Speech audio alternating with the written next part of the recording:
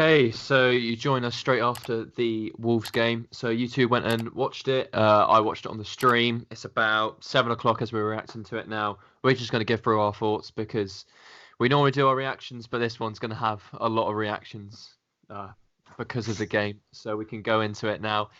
Obviously, I just couldn't believe what I was seeing in front of me, considering the form we've been in recent times, to then the performance we saw in that second half. Is there anything in particular that jumps out at you straight away before we get started? Well, Shane Long scored. I guess on the positives, yeah. So I guess you were pretty happy at that point, weren't you, Mike? Shane Long getting on the score sheet. I'm not going to lie to you guys, I almost cried because Shane Long did score. So. Yeah. I mean, I do like it. Oops, sorry. I do like it that every time Shane Long scores, that I don't think we've scored. I think Mikey's delighted. Wherever he's sat, he's delighted that Shane Long's just put it in.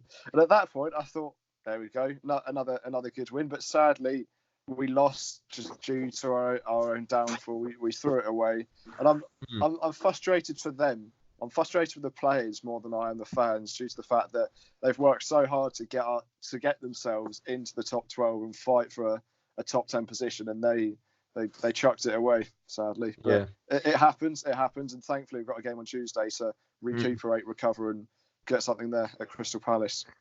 Yeah, it's true. We did ask for some match reactions straight after the game, so Tiz, if you're able to get them up, just while he is getting them up. We'll pop them up the street. So they came up on the Instagram, so Tiz, if you can run them through, just while you're getting them up, how you can get them in. Get them in at the Saints Prime on the Twitter.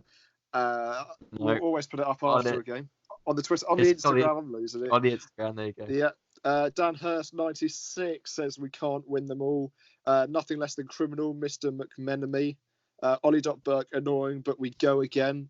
Alexi, how on earth do we manage to bottle a 2-0 lead? I'm absolutely fuming. Not very good, said Ollie. Another contributor regularly. We need to get some good players this window. Brody, Glynn, XX, and Alex Jones said, sad we lost, but it shows, Ralph, we still need, we still have defensive issues, and we need to act. Not a bad thing. Those are the reactions we've had so far. A few different ones there. You've got a couple of quite positive ones there. People obviously feeling the love from the previous, results that we've had, and still have confidence in the boys. And a lot of reactionary ones there as well. People being quite nervous. And I've got to say, I am a little bit nervous. The fact that we saw major improvements over the last time we've been enjoying the success we've had. But today we fell into traps that we've had previously. A lot of people on Twitter and things like that saying, oh, that's the Southampton I know, And I think one of you guys gave me a bit of sticks for saying that our home form's not great and that it can be on the, it can be very either positive or very negative. But I think that played a part, the fact that we went one goal down and the atmosphere, I could hear it, changed completely in the stadium. And possibly away, you wouldn't really get that. Well, I guess you would. But you know what I mean? Like away, at home, I think as soon as that goal went in for Wolves, I think the whole stadium got quite nervy, and I think that changed the atmosphere of the game a little bit. I think that was a bit of a factor, and I hope that we can go to Palace and remain on course and not allow this to throw us off. So yeah, mixed. Well, not good feelings, and slightly nervy for the rest of the few fixtures. But are you guys nervy, or are you still confident in the abilities? Today, I believe that we were beaten by a better team, and I don't think there's anything like against, because as much as people say, oh, the performance in the second half wasn't as good as the first half. No, we made 3 mistakes that led to goals, and in all fairness, they still ran their socks off. They still created chances. Shane Long had 2 headers that could have gone in. Redmond hit the crossbar. We nearly scrambled one over the line. Jack Stevens nearly got on the end of one as well. So it wasn't like we just stopped playing and there was nothing that the performance just dropped off a hill. We still created chances. We still pushed on, even when it went to 2-2. We were still pushing 2-1. We were still pushing to try and score goals, which is probably the reason why we lost, because we were just hit on 3 counter-attacks. So Like, people have been calling out for this attacking football. We continue to be attacking. We did not shut up shop, and we've lost 3-2. So I don't think it's just down to the fact that, like, yes, there were mistakes made, but Wolves changed the system. Nuno Espirito Santos moved Traore into the centre, to play two up front, have Neto and Jimenez up front, and Traore in the centre. And those three against our two centre backs, it caused problems for us.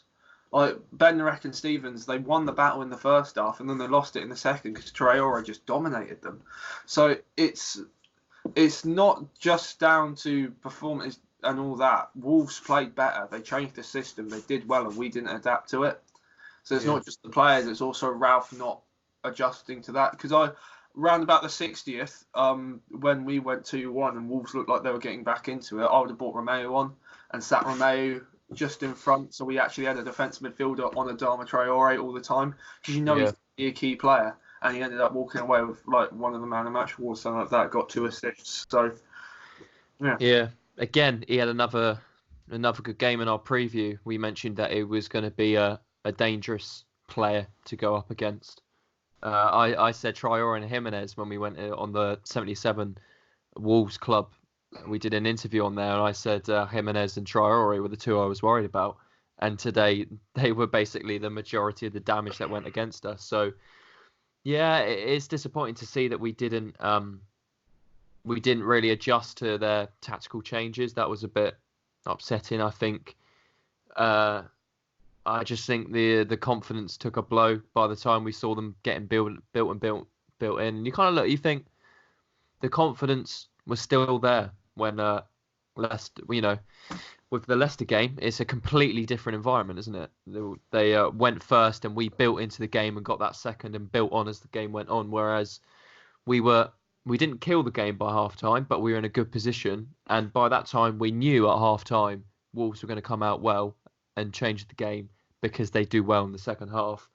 And we didn't go out and kill it, 3-0 in the second half. And by the time they came into it, they looked like the only team that were going to do the next big thing in the game, which was the concerning thing for me. It just seemed like they just had all the power. It was a bit worrying to watch. However, like you do say, it does happen. It's just a frustrating way to lose, isn't it? Yeah, I agree. We seem to struggle against powerful, strong, quick strikers. We had it against Antonio, against West Ham. He tore us apart. I know we've had it against Traore as well. I agree with Mikey. We should have changed the system at 2-1. 2-1, you can be that bit more defensive, especially when the play was going in the balance of Wolves. Maybe even stick another centre-back in there, someone to sit on Traore, because the amount of times one of their players came short, Traore or Johnny ran in behind as well. There was another chance when Johnny came in behind that they almost scored. The amount of times we definitely could have done. And when James Ward-Prowse got booked in that first half as well, that changed the aggressive nature that he tackles in, because he didn't want to get another yellow card. So there's a couple of things that could have happened, but we live, we learn, and like I said, Palace will be hopefully a different story.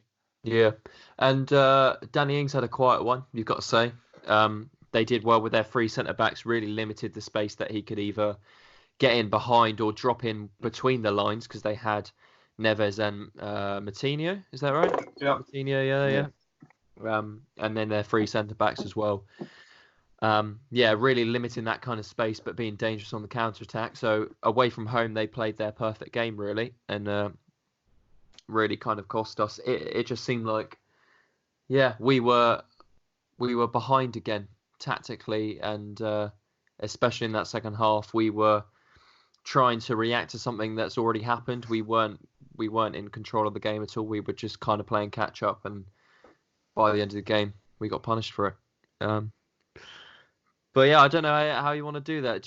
How do you guys want to go through this? Do you want to go through the game? Because obviously there was positives at the start. It's good to look at the positives as well as the negatives. We can go through the end and give our final thoughts. Yeah. So should we go through it? I'm happy to list off. I mean, this week we all know what happened during the game, so we'll let Ollie go through it. Yeah. Well, what I'm going to do is, because we did it last time, through Jamie just watching the video, it didn't really work. We did it once before, and I think a really good person who does the summaries of the game I don't really like going through the Twitter ones because they're a bit biased. But Cole Anker, the Athletic correspondent, puts his views on Twitter, puts a really nice indication of the actual feelings of the game at that time, which also I think's helpful because it has been a couple of hours since the game's finished. So just refreshing myself. What happened first? Okay, so he's saying Traore cuts inside and bending a shot. So this was around, 10, 12 minutes in. Traore kind of cuts in from the side, takes a shot. I think Cedric got just in front of it and took it out for a deflection for a corner. But early indications that Wolves were dangerous from the off. I think I remember seeing that and thinking, this is a side that can pose danger. Oh, I know they had a midweek game, but they still do look threatening. Did you have any concerns when you saw Traore cutting in like that and having that shot across goal? I mean, I think you have concerns when you just look at the size of him. Yeah, he's massive, and you look at him compared to any of our back line, he's bigger than all of them. And I think it was a good point of comparing Traore and Antonio and the fact that they just bullied our back line. Yeah. So, yeah, it's always concerning when you see a player on that form, with that strength, with the power that they have, running at you. And I mean, I thought Cedric had a very good game today. Yeah. I think he was left out to dry by both the centre-backs today. I think he's quite unfortunate that he's the one then in around the box trying to mark 3 players or something like that. So we're trying to keep on the first half and positive. Yeah. Well, keep it positive. It'll be a half and half. We can have a positive first half and then we can go into the second half. But after the Traore thing, around 15 minutes, we get a free kick. I can't remember off the top of my head who got the free kick or whatever, but we definitely know it was Ward-Prowse putting it in the box. Do you guys remember where the free kick came from? I don't know. I'm not too sure. It's Ward-Prowse putting it in, so I'm sure everyone was either there or seen it by now. But it's come across the box. It's initially near Danny Ings, and I think Jimenez is marking Danny Ings around that area. Kind of passes those two by, bounces, comes to back post. Doherty is not near Bednarek. I don't know whether they're doing zonal or keeping their line or whatever, but Bednarek finds himself in a bit of space, not pace. And he gets onto it, side foots, bends it into the corner. Keeper can't get there in time. It's 1-0. Looking, it was quite a cagey first sort of 10 minutes, so it was the first real chance, really, and we put it in the back of the net. So it's looking good so far. Confidence is on a high, and we get in the back of the net. It's 1-1. Doherty was quite unlucky because the reason why you leave the man at the back post is because you don't expect it to go all the way there. Yeah. And so you expect the ball to be floated into, if it's going to the back post, it's floated so you can adjust your body position and then drop back. Yeah. But because it was whipped low and hard and it bounces, you don't expect the ball to bounce. So Doherty's looked at this ball, not knowing where it's gone, and Bednarek's done really well to react, because we had one against Leicester where Stevens reacted late because he didn't expect Schmeichel to miss it, and it almost crept over the line. And this one, Bednarek has managed to turn his body, half volley, curl it around Rui Patricio and stick it in the back of the net, which is like a real striker's finish. Yeah. It was an incredibly good piece of reaction time from Bednarek. I can't remember which game it was at home, but he had one very similar in the fact that he crept up back post again. Was it against Crystal Palace? I think it might have been, where it kind of got glazed over near the northern side. So he got his reward, and it's obviously he's found himself in a good bit of space, and it's got to him, and he's put it in the back of the net. So he's probably deserved that, and a player who's had some good performance in the recent runs, so he's got himself a reward with the goal as well. So that's around 15, 1-0 at the moment. That pressure's off, and the stadium's lifting up. Was the atmosphere? I wasn't there today, so you two can vouch for it. What was the atmosphere like at the start, and what was the atmosphere once the goal went in? Well, I think it was a little bit cagey at the start, I'd say, because of the fact it's Wolves and you don't really know how to expect it. It was a very end-to-end game. It was quite scrappy, so no one really got a hold of the ball. And then as soon as we got it and we scored that goal, our confidence grew and we pressed, and the crowd got behind and really started roaring when we were putting in tackles and stuff like that. So it was it was good for the majority of the first half. Yeah. Next kind of highlight that I've seen here, the Redmond cross. I thought Redmond had a decent game today. I know he got brought off early because we wanted to try and change the the system or the personnel basically. But he beat his man down the left, I believe, puts a cross in, and it I assume it was intended for Højbjerg, but it's kind of Cedric nips in front of it and kind of goes for a header down. It looked like a good chance, and they were both in good space, really, kind of in the same sort of area that they're aiming for. So, yeah, it seemed like a strange one, but yeah, again, another good opportunity, and it was nice to see Redmond beating his man and getting the ball in as well. I thought he had a good game today and was doing that well, and yeah, again, another close chance there to find Cedric and Højbjerg. Yep. He loves a game against Wolves. Last time he played well against Wolves, he really had their defence's number. The problem is when we did make the substitutions in the second half, they weren't quite as impressive as Redmond in beating their men. But we'll get onto that in the second half. Yeah, Højbjerg gets a card, but yeah, we know that about 30 minutes. Do you reckon that had an impact on the game? Like you said, was it you, Tiz, that said about how? Was it Højbjerg that got a card? Was it? No, Prowse. My bad. Ward-Prowse, yeah. But yeah, because Ward-Prowse was an aggressive tackler in the first. He's always has been this season, but him, they were all partnering up just to try and just boot chunks out of Traore and other players. And when he got that yellow card after his second foul, which was a correct decision by the referee, to be fair, I think he had a good first half, the referee, especially on his debut in the Premier League. That definitely, he had to hold back on his tackles, and that was a slight problem, and that's where I was a bit disappointed that maybe on the 60-minute mark, like Mikey said, it might have been a good idea to put Romeu on, so we've got sort of like a clean slate in the midfield where players don't have yellow cards, so if they need to make that foul. Yeah, very true.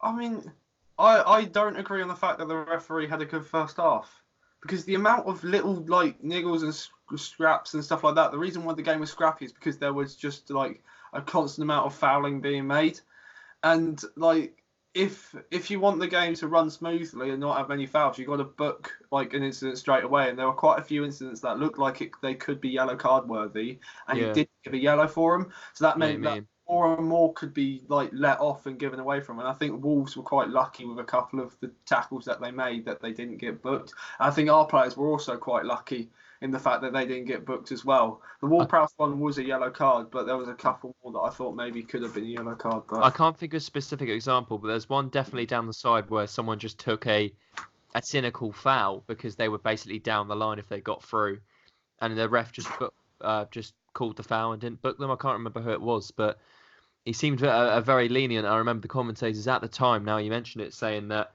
referees just a word in the ear there. He seemed he'd rather talk to them and give a caution rather than actually get his card out. So the one that really sticks in my head is Redmond knocked it past Doherty and Doherty handballed it. Yeah. I think Redmond was through on goal at that point if he didn't let it go. And he didn't even book him for it. It was just a free kick. So it was like little ones where he really should have made a better decision than he did. But yeah, no, it's for both teams. It's not just down to us. Yeah.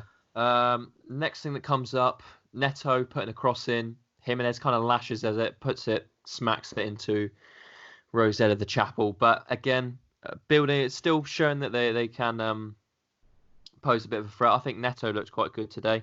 Obviously, we mentioned Traore seemed a danger as well. But like you say, those front three that they had all up there, for me, pose a real danger up there. And considering they're on about half fitness as well, you got to say they also only made one sub. Sorry, I think they only made one sub because their subs bench, they really didn't have strength in depth, and that's something that we probably should have taken advantage of. The fact that they couldn't make substitutions for quality because their bench was poor in terms of squad depth, and that's the main disappointment today, that we couldn't take advantage of their lack of squad depth. Yeah, that's true. You'd kind of think with the pressing style, fingers crossed, we would try and tire out the opposition. But it didn't really. They must be a hell of a fit team because, like I say, one sub playing midweek. They've also got, was it their 38th game or something like that? Is that correct? I believe so, yeah. That's what I think it was. Yeah, so a season worth of fixtures already. Yeah. I mean, it is crazy, and you would kind of think if you had to make your prediction. I mean, you can have a look at our predictions that we made before the game. I said a 1-1. Tiz, you said a 2-2. Mikey, I don't know what you said. Do you remember? 2-1. 2-1, yeah. So we were looking pretty positive. Obviously, we can say we're a bit biased, but you got to say, second on the form guide, they played midweek and lost. You'd kind of think.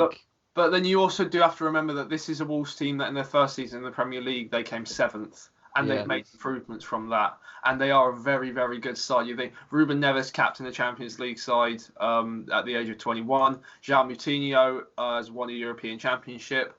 Raul Jimenez is one of the most informed strikers in Europe, and I'm surprised that he stayed at Wolves. Adama Traore has finally learned how to play football instead of just trying to barge through people. Yeah.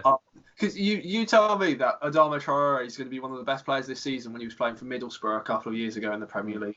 Isn't he a Barcelona? He's a boy. Barcelona player. Yeah.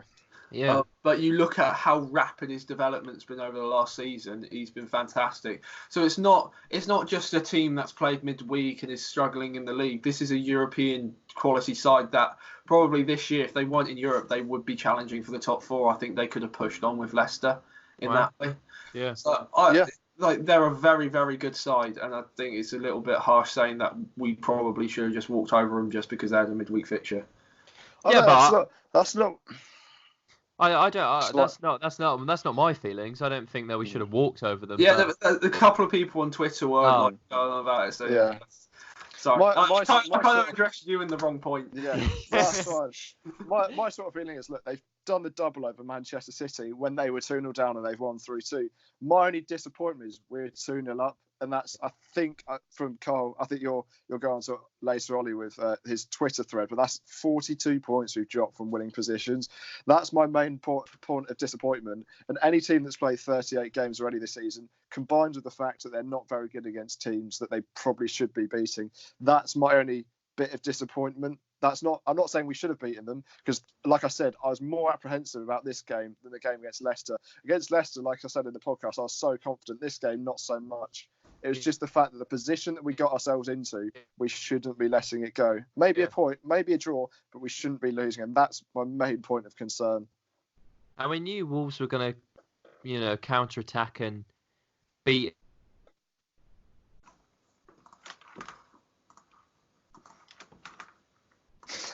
Over, and that's where they punished us, really. But hey, we should get back to the running order, shouldn't we? So let's focus on the positives. Mikey, this is going to be the best moment of the game. Sorry, just okay. So next moment, Cedric puts in the cross. Actually, Armstrong keeps it in very well.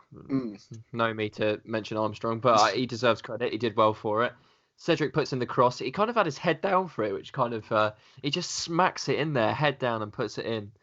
But, it got into the end. Shane Long glancing header is first header since 2016-17 and gets in the back of the net. Mikey Maidment, the absolute limbs in the St Mary's. The absolute limbs in the chapel, yes. That was the... I could hear him from the other side. I wouldn't be surprised, mate. I was screaming my head off. But it's a man that he's been praised so highly for his work ethic and the fact that he does all the build-up play or the donkey work, and Danny Ings gets the credit. But today he got his credit and he got his goal that he's been looking out for. We know that they don't come too often, but when they do, it's a nice little moment. And I think he deserves his recognition. He got on the score sheet as well, so he's got his goal as well as his contribution that goes behind the scenes as well. So nice to see Shane Long get on the score sheet, and a nice moment. Mikey, do you want to talk us through your feelings? Oh, it's a fantastic header. It's a brilliant header. The timing of his run, the fact he's got in between the two centre-halves, and he's got low, nodded it in. Ruben Tricia had no chance. And it was just a fantastic moment. And at that point, I was thinking, all right, what can go wrong? And unfortunately, lots of things could go wrong from that point. But I don't know because I didn't actually bother to do the research to find the stat, but I think majority of the times when Shane Long scored his first goal of the season, we haven't won. So I should have known from that point that it probably wasn't going to happen, whatever we were trying to do. Yeah. So obviously that went in. It's looking good so far, 2-0 within 36 minutes, and then we're heading towards half-time. Nothing of note that I can particularly remember. We're still pressing, not relaxing. We're still pressing the Wolves side as we're going in. We kind of fall into half time at this point. I think Jimenez. Sorry to interrupt. I think Jimenez went quite close near the end of the half. Yeah, it was a box, and Jimenez slid in and almost got on the end. Well, no, he did get on the end, and he almost put it past McCarthy. He got a little bit too much on it, almost, if I remember rightly, didn't he? He kind of just needed on target. That was the problem. Yeah, because McCarthy's body weight was going one way. If he just put it in the corner, that's 2-1. But at 2-0, I said to my dad, I think 2 minutes before they scored in their second half, we need a third, because I'm not feeling comfortable with because they put Traore in the centre, and he is a fantastic athlete and player at the same time. I wasn't feeling confident at all. Yeah, and the stats that they were reading out in half time, the fact that Wolves have been so much better in the second half. I'm not going to be able to reel off Wolves stats for you, but they are a second half team. They're a comeback team. They almost kick on better when the opposition go ahead. You know, if they have to win a game, it normally ends up in a draw, really. So we ended up going ahead, and I'm a little bit worried, thinking, right, we need to either kill this game 3-0 before the half, so they've got too much of a mountain to climb those 45 minutes, or I was thinking we've got to come out just as firing for that next goal than they are to try and get back into it. Otherwise, they will tip the balance and they'll get ahead. And then, knowing how quickly St Mary's can turn, then the problems are all on. And that's kind of what happened, wasn't it? They came out fighting. They got that next goal, and then the balance turned, and it looked kind of one-sided from that position. Are you guys in the same kind of thoughts as that? Yeah. When it's 2-1, you can feel it. You can feel it changing, because not only do the fans know, but the players know how many times we've given away that sort of position. So it's just that almost muscle memory of this. There's a good chance this can happen again, and it's that worry sets in. That worry sets in for both fans and players, and when they're both concerned, there's sometimes only one thing that can happen. If there's still a good 30 minutes left of the game, and when you've got that sort of mindset, sadly, there's a good chance you're going to concede at least one more, and we conceded 2 more after they made it 2-1. Yeah, it's true. So actually going to the goal, we've had a little discussion about it off mic, but we can have about it on mic as well. In the build-up, we've got blimey. Well, I know Traore's taken on both. He's gone down the right-hand side. No, left. Yeah, it was against our left-hand side, and Bednarex almost tried to get to the ball first against Traore, which you should never do, because Traore's always getting there first. And then that's sort of pushed into the left-hand side, meaning that one of our centre-backs are out of position. Yeah, and then Stevens has pushed over as well, and I was frustrated, so I was blaming Cedric a little bit, because he's becomes a scapegoat for me sometimes, which is unfair on him because he's only a player. And the ball comes into him. He's kind of stuck. He's stuck between 3 people, to be honest.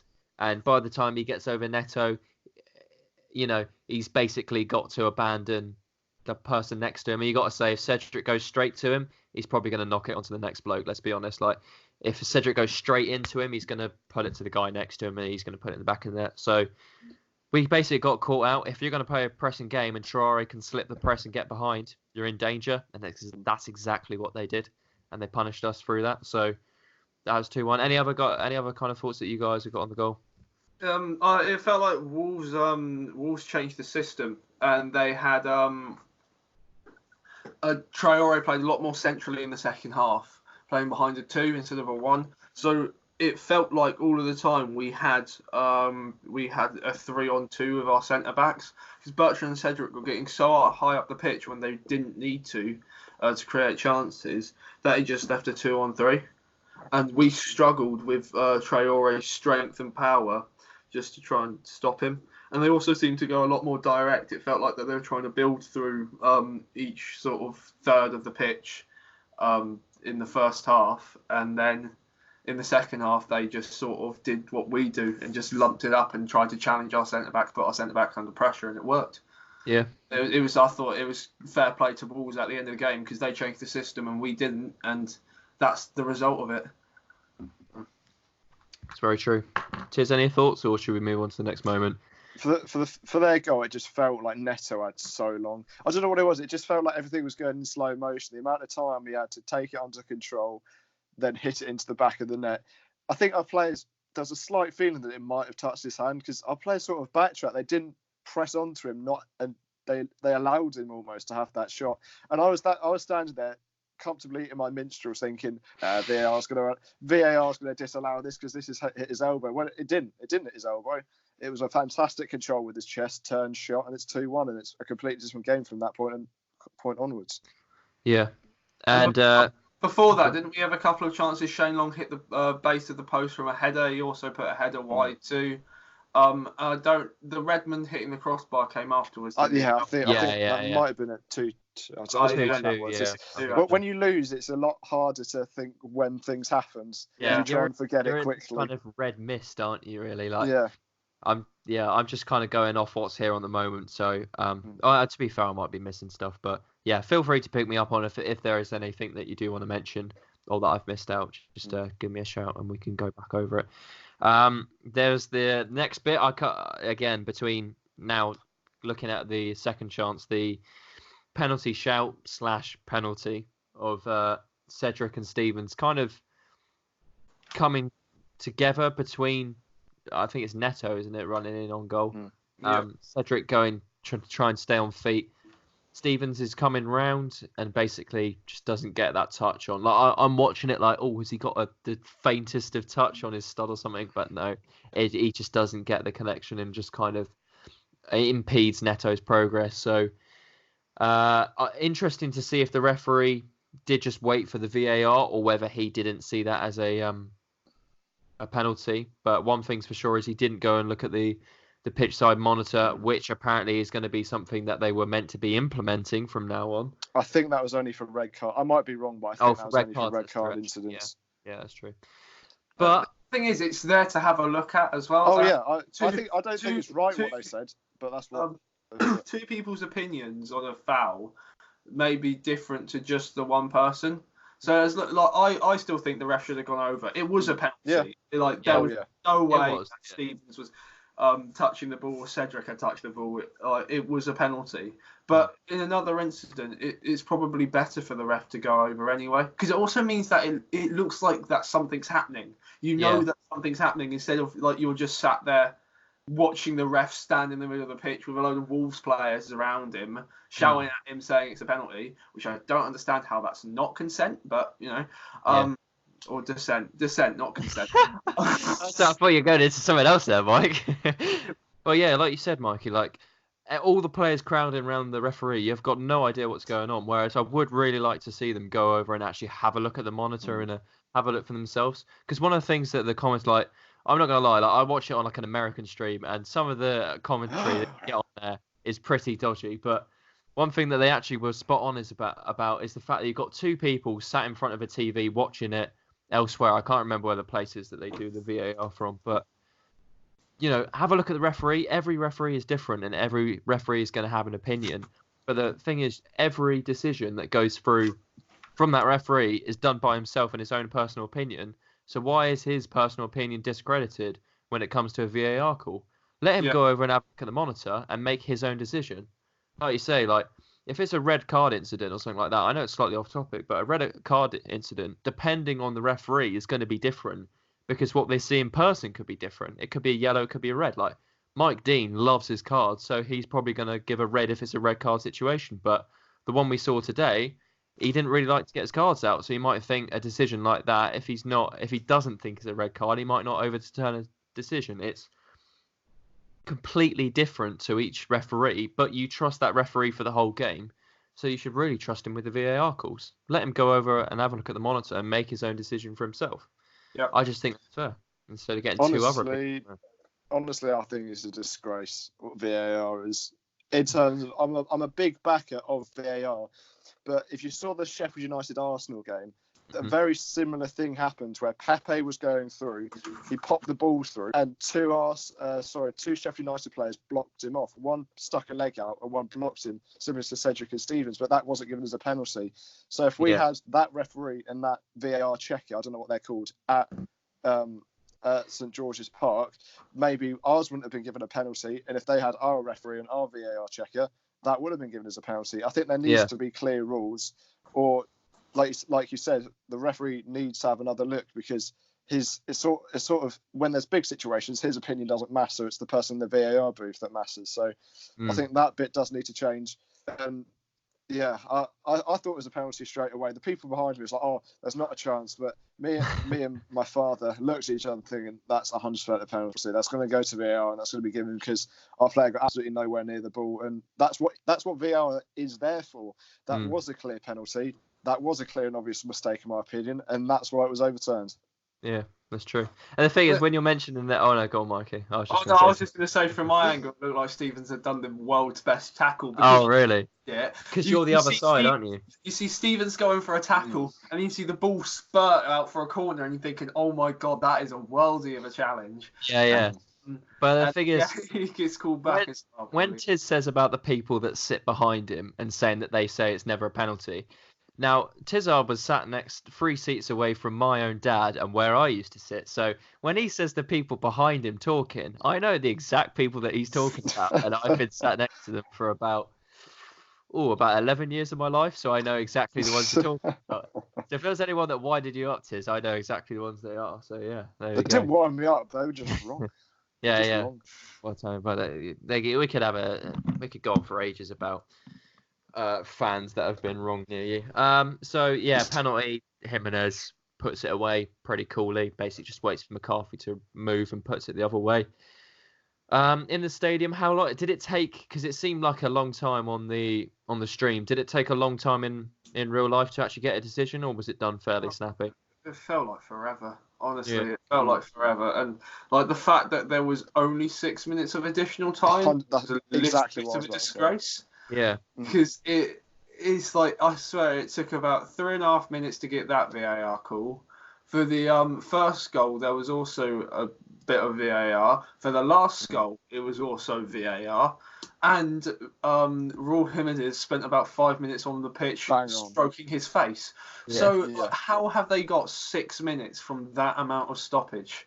It's ridiculous. Yeah. Like, we should have probably got another 15 going on. It felt like it, yeah. Because it felt like it just went on forever. It was ridiculous. Because it just seems like Couldn't agree more. Because I remember at the start of VAR, we were getting like 9 minutes at a time or something like that, which I know seems excessive, but that's probably correct. Do these fourth officials just press the stopwatch and just go, oh, we should really have 15, but let's just give it 6 because have they got a spinny wheel and they'll just whatever number it lands on. Because 6, right? Okay, cool. I thought 8 would have been a good number, but even then I thought that was a bit low. I was a bit shocked with 6. I thought they were just going to give the 4 because they always just normally give 4 whatever happens. But I thought there should have been at least 8 minutes added on. But right, Redmond cuts inside. This is probably the next Southampton chance from the goal. Redmond cut inside. Wait, which side did he cut from? Must have been left to right. Left to right. Yeah. It's left to right. Cuts inside, hits it across, dips at the last second, and just grazes the top of the crossbar and pings off. Really close.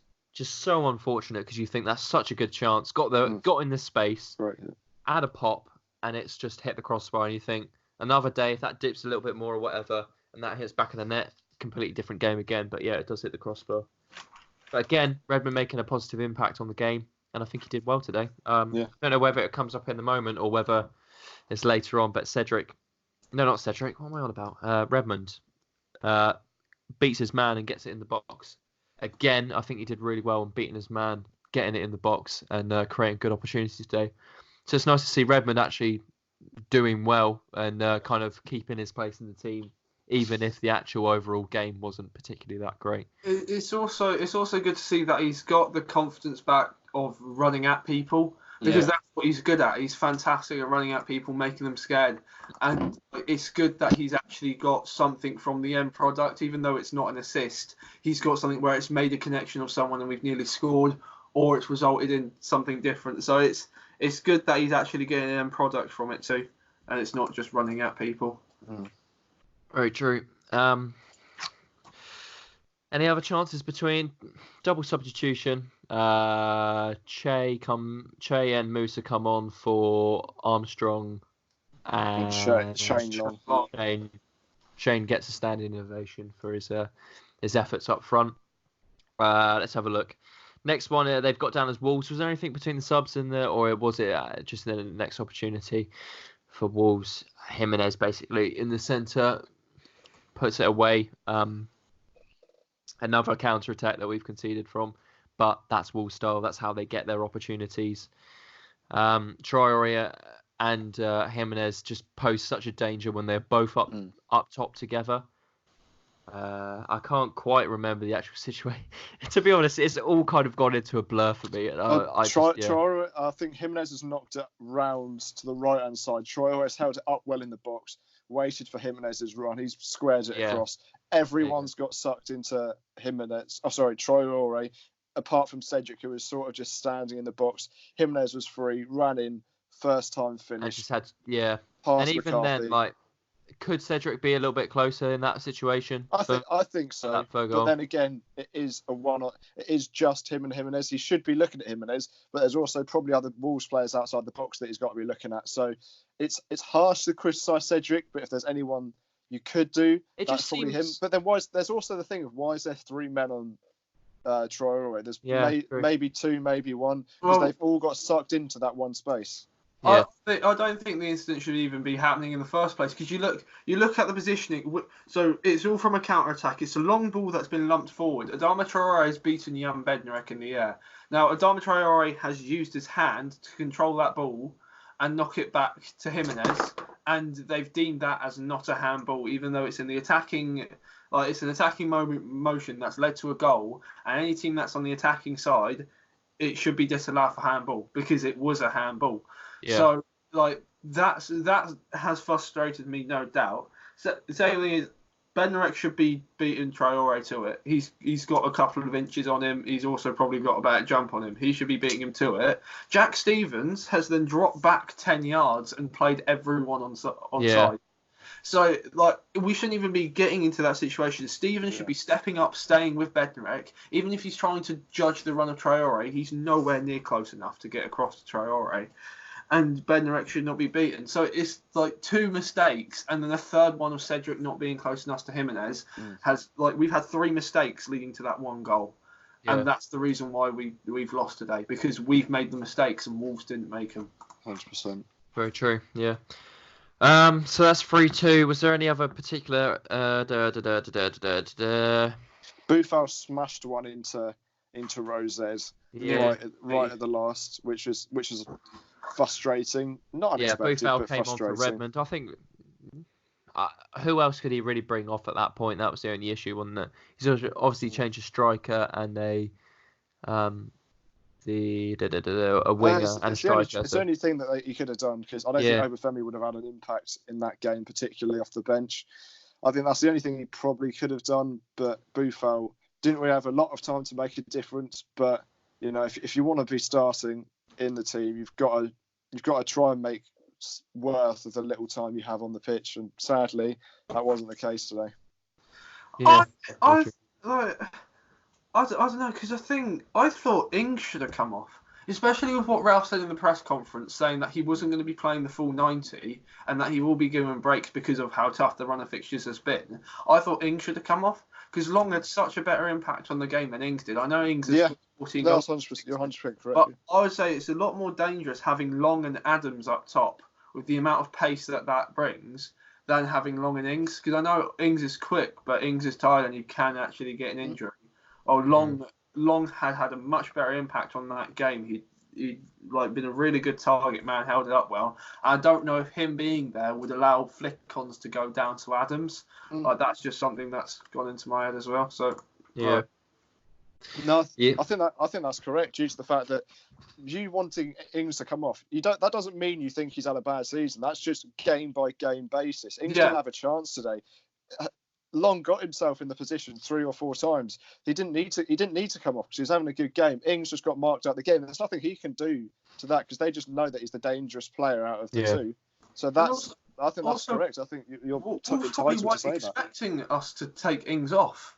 And if we take Ings off and we have 2 incredibly quick, or we could have brought Obafemi and Adams on and put them both up there and really try and destroy them with pace, because we were we were still dominating the game, and that was the problem. We were dominating the ball, and we were still bringing the ball forwards, and we just couldn't break them down. So maybe just a long ball up if we got counter attack, maybe try and win the ball back, counter them ourselves. That was the problem today, is that when they did counter, we weren't there to stop it. Yeah. Very true. Like you said, Boufal kind of sliced the shot wide near the end. Stevens headed wide, I think, at a point. I can't really remember. It was very very close. Stevens' header was very very close. Boufal's wasn't too close. So yeah, it wasn't great. And the last highlight from the game, which I don't think you would have seen, Tizzo.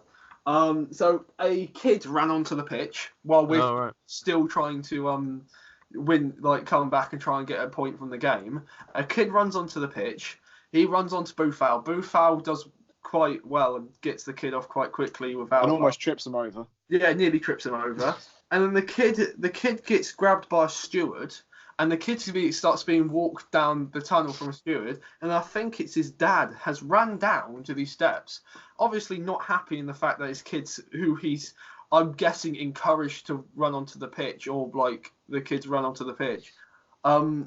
He's come down and obviously started having an argument with the stewards, and then I turn and look at the game, turn back. All of a sudden, there's a fight happening down the tunnel between 4 stewards and this lad's dad.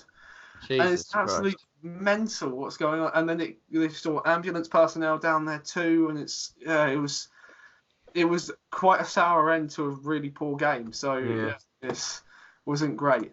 But if you're the moron letting your kid run onto the pitch, you've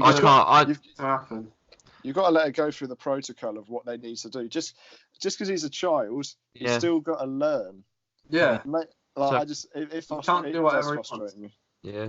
And I can't really comment because they do that thing of on the TV. Yeah. As soon as this pitch invader comes on, they go whoosh and just like on something else. Here's the crowd, guys. Or there'll be like a close up of a player like shaking their head or something like that. Oh, this is disgraceful. The thing, this is probably one of the worst times to run onto the pitch. In all fairness, we're 3-2 down. We're still chasing the game. There's about a minute left, and that's the point that you've chosen to run onto the pitch and got a hug from Boufal. Thing is, it was at the point Boufal just smashed it into the crowd. It was a goal kick. I thought he was going to go over and just boot Boufal or something like. Because he's only a short child, so he's quite a young child. He doesn't know what he's going to do. So I was concerned he would have done something, but thankfully Boufal, he did well in walking off the pitch, give him a little hug, walking him off the pitch, and And then chaos ensued down the tunnel, which was yeah. But so a bit of a sour ending of the game there. Is there any kind of else you want to kind of talk about? I mean, so what's the game plan for Palace? Because obviously it's a close game. We've then got Palace and then Liverpool away. So we don't want to have, the last thing you want is a bad run of games and then go to Liverpool away. Because you kind of thought, even got to the point through the amount of wins we were getting, I was thinking, well, we've beaten all these teams for second in the form guide. Let's go to Liverpool and create an upset. But I think we have had a bit of a setback today, obviously proving that we're not untouchable. We have got to be realistic, and form is temporary, but you've got to try and have those performances and those effort levels as well. You can't just rely on just good form. You do have to put the effort in and don't expect good wins. So we've got Palace. Is there anything you're either concerned about or you want to see, or what the game plan is? What you reckon? Like, we'll cover it in the preview game, but I'm concerned that Ralph will drop players from this squad. I think this is the best starting 11 that we can put out week out at the moment, and I'm concerned that he'll break up the back four because there were a couple of mistakes in there. I'm afraid that he might drop Armstrong because even though he did a couple of good things, he didn't have a massive impact on it. No. So I'm afraid that he'll drop Armstrong as well, because it's like we've now got a solid 11 that have been unbeaten for the last 6 before Wolves. And I don't think that should change. Even because I think the worst thing you can do to a player, if the player's made a mistake and it's his first one in a while, the worst thing you can do is then drop him. Yeah. Because you want that player to then try and prove himself that he shouldn't be dropped. It was a one-off and it won't happen again. So I think we should stick with the same 11 for the Palace game. And hopefully, fingers crossed, we will. I don't think he trusts any other defenders. I think he'll keep the same back forward just because I don't think he trusts any of our backups. Who else you put out there? That's what I mean. I don't think he trusts anyone else. But my feeling is, don't let all the good work you've done in the last 3, 4, 5 weeks count for nothing. Højbjerg said in the post-match press conference, "Good shock, we lose a game out of nowhere," and Højbjerg gets thrown out there. he said that that the squad's still in a good place, and I think he said this isn't the exact quote, but it was something like excited about the next game, or it was something to that extent. Yeah. So I'm pretty sure they want to prove themselves that this is an anomaly. This is a one-off, and they're going to go to Palace and show that. And I'm looking forward to the Ward-Prowse versus Zaha battle once again. Yeah, very true. So yeah, we will cover the Palace preview. I don't know when we're going to do it, but we'll do a preview for the Palace game. Obviously, it's the FA Cup squeezes those fixtures. So yeah, we'll play Palace. So yeah, stay tuned for that. We'll give our kind of previews for that and our thoughts for it. But in the meantime, yeah, you can have a look on our socials, which is at Saints Prime Pod. You can have a look at all of we've got match coverage, transfers, updates and things like that all around Southampton. So stay tuned for that. And whenever podcasts go live, so obviously we're on a bit of a different schedule because of the Palace game, but make sure you've got your notifications on as well. So as soon as the episode comes available, you'll get a link straight to it, so you can go and listen to it on whichever podcast and host you want as well. Also get questions as well. We're going to send questions in. So Tiz handles all the questions, so I'll let him answer how they get the questions in. Saints Prime on the Instagram. I'll put it on tomorrow, actually. I'll put the questions on tomorrow, so Sunday, so probably today as you're listening. So you can go to the Saints Prime Instagram, put your questions in, and we'll answer every single one of them. Every single one. So yeah, make sure you get your questions in. Make sure you tune in for the Palace preview game, and we'll see you then. So it's been me, Ollie. I've also been joined by Harry and Mikey. Thank you very much for listening. Again, yeah, see you for the Palace preview. See you then. Thanks for listening and goodbye. Up Saints. Keep the faith.